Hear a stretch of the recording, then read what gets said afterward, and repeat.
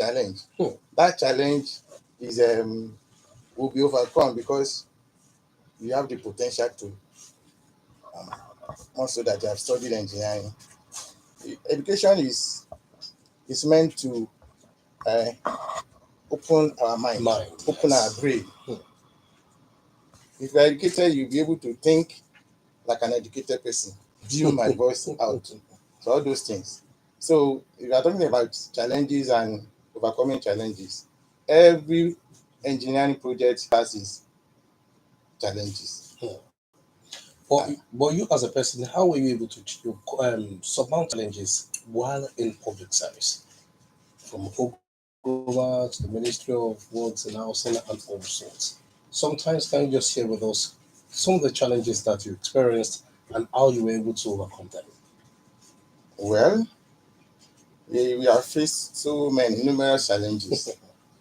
Let me give you one. Okay. Construct a culvert around the river in both sides, and it was at the peak of the rainy season. You when you get to that place the first time, you wouldn't know what to do. But like I said, education is to open your brain and your mind. If you sit down to face your challenges, solutions will always come.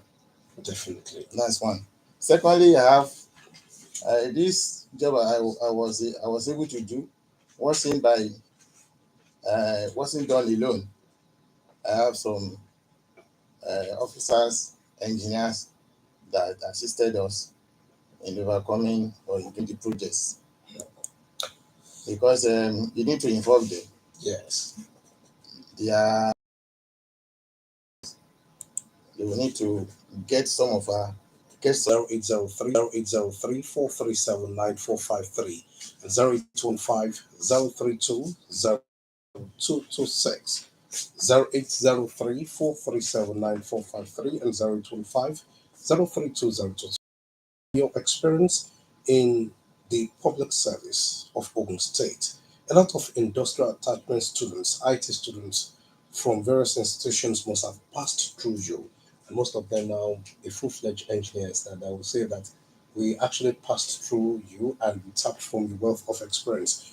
But what is your take on town and gown relationship in the engineering training? In terms of them and what the students eventually become in the near future. It has a relationship. I was also a student trainee, but what I would advise is that whenever you are in such a program, you need to um, participate in everything they do on site. Yeah. Because most of the things they do on site will not be achieved through theory. You must have studied a lot theoretically. Then when you get to site, it's quite a game already. That is reality. That's reality. Bitumen theoretically. So I always advise our students on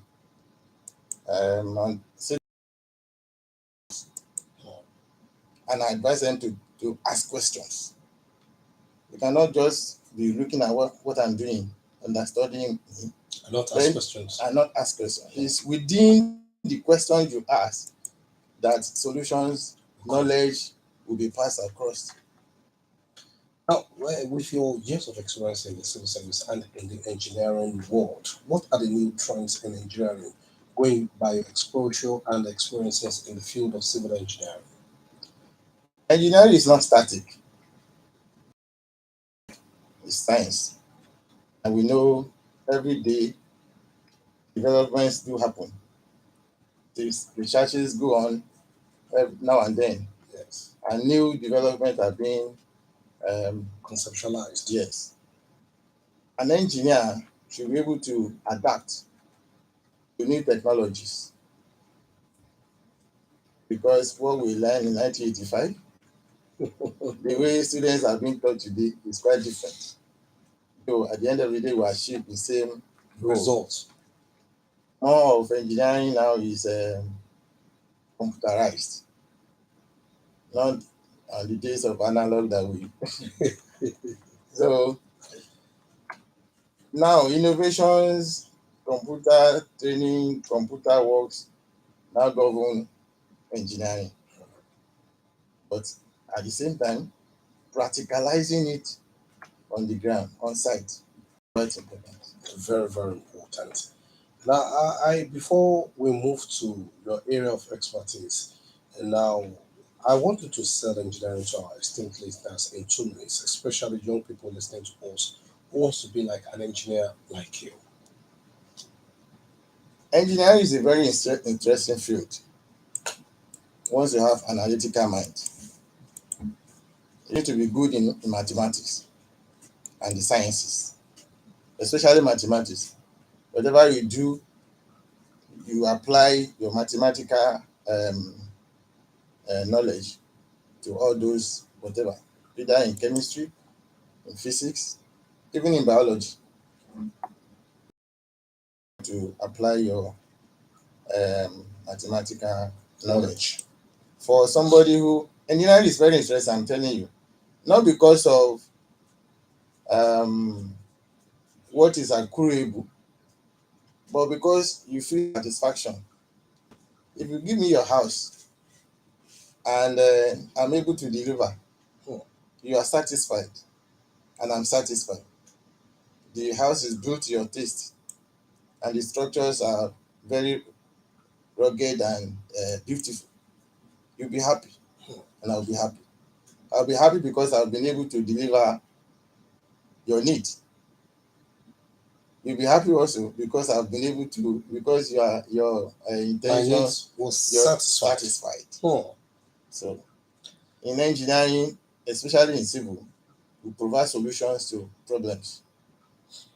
Now, what is that particular thing in your life that can motivate young people to choose a career in engineering? Looking at your life from where you are back when you were a toddler now to where you are, the peak of your career in the civil service. Uh, Depends. A person who wants to choose has something at the back of his mind. Definitely. But if you look at me,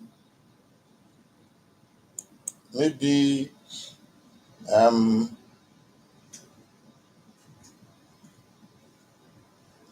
I would say practicability. Your practicability. Yes. If you come as a director, I'm always there. Wow.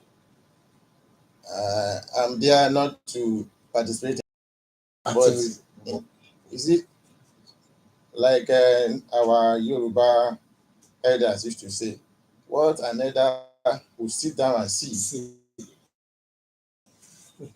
a younger person will sit at the top of the roof, will not be able to identify it. So, as a director, as a leader, what I provide is direction. So, sorry. Okay, continue. What I provide is direction. This is how you do it. You know, if you do it this way, this is what I'm going to get. And if he's doing it and encounters a kind of problem, I need to provide solution And guide that and person. guide that person. Now, quickly let us go to your congratulations. And once again, we say congratulations. Today is your last official day in the services of the Ogun State Civil Service. How would you describe the journey so far? Uh, the journey so far was challenging, very, very. Early in the days when we joined service was in terms of money, Hmm. it was nothing to write home about. But you see, if you are determined, many of our colleagues, many of our people then resigned and went to private practice. I'm not talking about engineering alone. They went to private practice. But fortunately for us, government comes and government goes. By the time we have one or two changes in government, things begin to improve. Improve in the sense that we now have opportunity of exhibiting your knowledge, exhibiting your career, exhibiting what you have learned, and exercising maybe little constructions. From there, you begin to pick. Like I said, it's very challenging. If you going by what you have just read, from I joined service Abeokuta, I was moved to Ijebu.